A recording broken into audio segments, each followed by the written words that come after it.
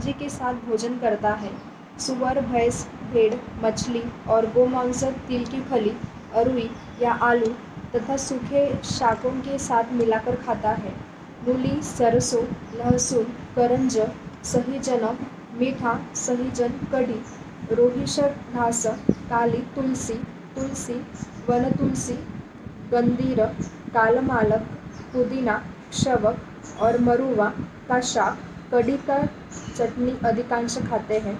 सूरा, सौवीर, तुषोदक, मैरेय, मेदक, मधुलक, सीरका, बड़ी बेर और खट्टी बेर को अनुपान के रूप में प्रायः प्रयोग करता है। चावल या दालों को पीसकर बने हुए पदार्थों को खाकर अनुपान के रूप में सूरा आदि का प्रयोग करता है। गर्मी से बेचैन होकर अधिक मात्रा में या बार बार कच्चा दूध पीता है या दूध के साथ रोहिणी या शाक खाता है या सरसों के तेल में क्षार के साथ पकाया हुआ जंगली कबूतर का मांस खाता है। कुलथी, तिल की खली, जामुन या बड़हल के पके फलों के साथ या सिरका के साथ उष्णता से पीड़ित स्थिति में दुग्धपान करता है, तब उस व्यक्ति का पित्त इस प्रकार के आचरण करने पर प्रकोपित हो जाता है। साथ ही रक्त भी अपने परिणाम से बढ़ जाता है। रक्त की मात्रा बढ़ने पर प्रकोपित पित्त समस्त शरीर में फैलकर यकृत और प्लीहा से उत्पन्न होने वाले रक्त को बहाने वाले स्त्रोतों के रक्त के प्रवाह से भरे होने से भारी हुए मुखों तक पहुंचकर उन्हें रोक देता है, तब वही पित्त रक्त को दूषित कर देता है। आता हेतू सांगितले का? हेतू जर खूप मायन्युटली ऑब्झर्व करून वाचले तर तुम्हाला लक्षात येईल दोन विरुद्ध गुणाच्या गोष्टी एकत्र येतात. ठीक आहे, एखादं त्यातलं उदाहरण वाचलं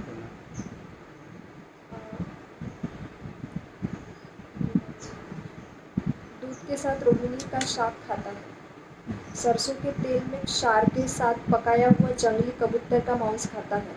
क्षार आहे आणि इकडे कबूतराचं मांस आहे. ठीक आहे, आणखी दोन उदाहरणाचं. कुलथी, तिल की खली, जामुन या बड़हल के पके फलों के साथ या कुलथी क्षार आहे, तर वडळचे फळ जे आहे पृथ्वीतत्वाचे. ठीक आहे, त्याच्यासोबत उष्णता से पीडित स्थिति में दुग्धपान करता है. एक आहारज स्थिती, एक विहारज स्थिती, एक शारीरिक स्थिती, या तिन्ही स्थितीचे एकमेकाचा विरोधाभास आहे. म्हणजे जसं आत्ताच्या दिवसामध्ये आपण समजा उदाहरण द्यायचं झालं तर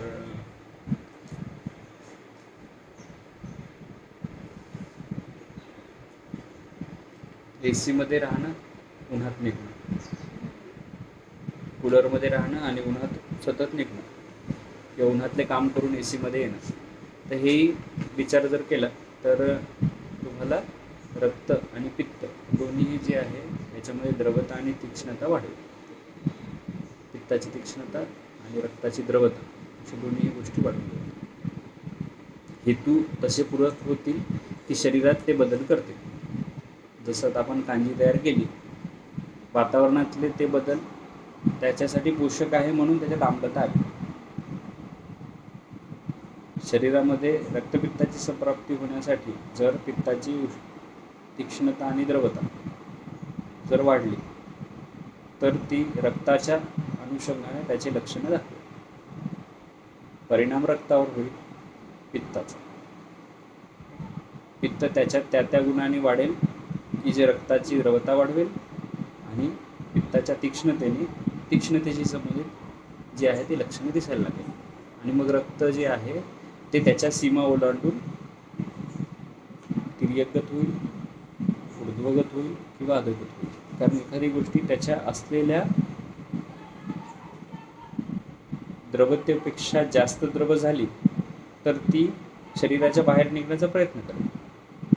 ज्या ठिकाणापासून ज्या वायूच्या कक्षेत ते येईल त्या कक्षेतून त्याला बाहेर निघण्यासाठी सोपा मार्ग मिळेल. अपानाच्या कक्षेत असेल तर अधोगत. मग आपण बरेचदा आपल्याकडे जे पेशंट येतात की सर संडासला रक्त जात आहे, प्रदर आहे, रक्तप्रदर आहे, पाळीमध्ये खूप ब्लिडिंग जाणं आहे किंवा नाकातून रक्त जाणं आहे, उन्हाळ्याच्या दिवसात नाक फुटते, नाक असं कोरलं की रक्त लागते. तर हे सगळे रक्तपित्तची व्याधी आहे. शरीरात रक्ताची द्रवता वाढली आणि तीक्ष्णता वाढली, ती स्वतःची स्पेस सोडून बाहेर निघते. मग त्याला जिथं जवळ असेल त्या स्पेसमधून ती बाहेर निघते, मग त्याला त्रास होतो. आपण कुठल्याही प्रकारे शरीरात जर ब्लिडिंग तयार होत असेल किंवा बाहेर निघण्याचा प्रयत्न करत असेल, त्या सगळ्या आजाराच्या ज्या काही हे आहेत, पद्धती आहेत किंवा आजाराचे आपल्याला दिसतात, ते रक्तपित्ताला, त्याला आपण म्हणू शकतो की रक्तपित्त आहे. हां, तर काढणं